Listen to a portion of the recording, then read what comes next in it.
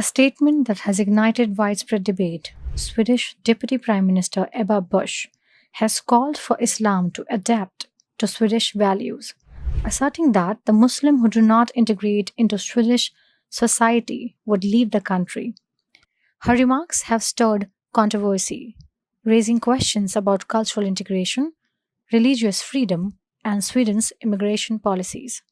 Speaking to reporter, Bush emphasized the need for Muslims in Sweden to practice their faith in a manner compatible with Swedish law and cultural norms. In her words, Islam must adapt to Swedish values. Muslims who do not integrate should leave the country. Sharia law does not belong here. This is what she said. Bush further clarified that those who fail to integrate would not be granted asylum in Sweden and should return to their countries of origin. Bush cited that the recent events, including the celebration of Swedish Street following the Hamas attack on Jews on October 7th, as the evidence of practices within the Muslim community that she believes incompatible with Swedish values. In her words, honor killing, beheadings, and stoning of women and Sharia law have no place here. This is what Bush said. This clearly highlights her stance. Sweden has a complex history of immigration, characterized by waves of migrants seeking refuge from the war, persecution, and also economic hardship. Since World War II, Sweden has been a destination for migrants from the various regions, including the Middle East, Africa, and the Balkans.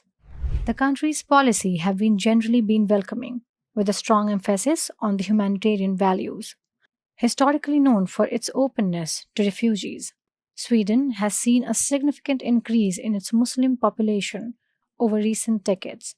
As of 2022, Muslim population in Sweden was estimated to range between 2,15,000 and 4 lakhs, making up about 1.8% to 4.4% of the total population.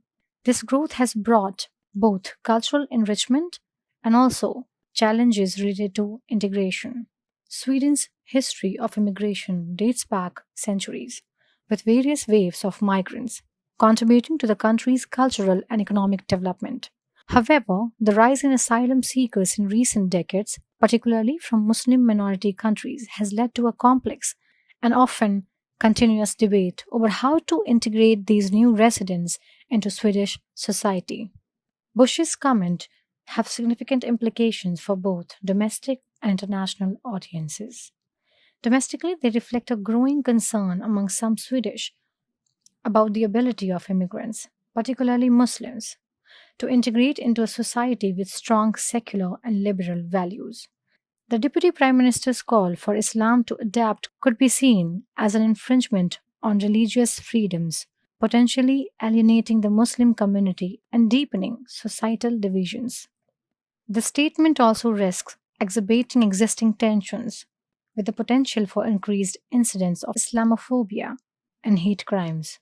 Critique argues that such statement may undermine efforts to create a cohesive multicultural society and could lead to further marginalization of Muslim immigrants. Internationally, Bush comments may strain Sweden's relation with Muslim majority countries and international organizations that advocate for human rights and religious freedom. The statement could be perceived as a shift towards more exclusionary immigration policies, raising concerns about Sweden's commitment to humanitarian principles. The challenge of integrating immigrants into Swedish society is multifaceted, involving cultural, religious, and legal aspects. Sweden's secular and liberal values, including gender equality and LGBTQ community and their rights, sometimes clash with the cultural and religious practices of some immigrant communities. Muslim immigrants, in particular, have faced challenges related to discrimination, Islamophobia, and legal issues such as the debate over the wearing of religious symbols in public spaces. The ongoing tension around the integration of Muslims into Swedish society highlights the difficulties of balancing religious freedom with the need for social cohesion. Ebba Busch's statement have brought the ongoing debate about immigration and integration in Swedish to the forefront. While her remarks resonates with those concerned about preserving Swedish values, they also raise critical questions about the limits of cultural integration and the potential consequences of exclusionary rhetoric. As Sweden continues to grapple with these issues, the challenge will be to find a path that respects both the country's cultural heritage and also the commitment to diversity and inclusion.